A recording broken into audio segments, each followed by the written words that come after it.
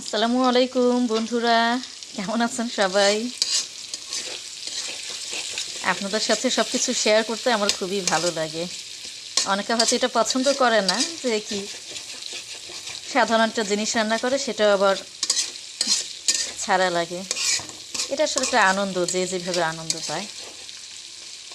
আশা করি আপনারাও সুন্দর দৃষ্টিতে দেখবেন। আজকে আমি চিংড়ি মাছ দিয়ে রান্না করতেছি পালং শাক। এখানে আমি চিংড়ি মাছটা আনাম নিই নাই, এটা একটু ভালো মতো ছেঁচে নিছি। এরপরে ওইটা দিয়ে গরম তেলের মধ্যে আমি পেঁয়াজ আর চিংড়ি মাছটা কতক্ষণ নেড়ে মোটামুটি হয়ে গেছে। আজকে আর আনাম দিইনি, আজকে ভাবলাম এটাকে একটু ভালো মতো পাটা পুতা দিয়ে ভর্তা করে এরপরে দিয়ে দেখি কেমন লাগে।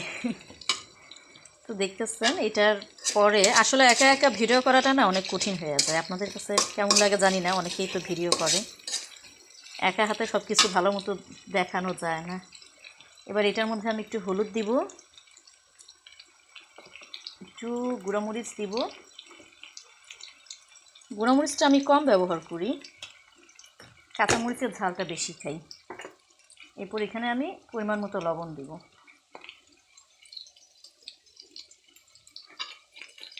দেওয়ার পর এটা একটু নেড়ে চেড়ে একটু কষায়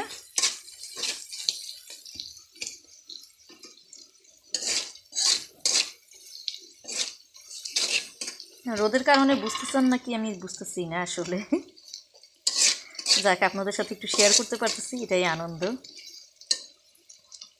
এটা হয়ে গেলে আমি এই যে পালং শাকটা খুবই টাটকা, আমার খুব পছন্দের একটা শাক, এই শাকটা আমি দিয়ে দিব।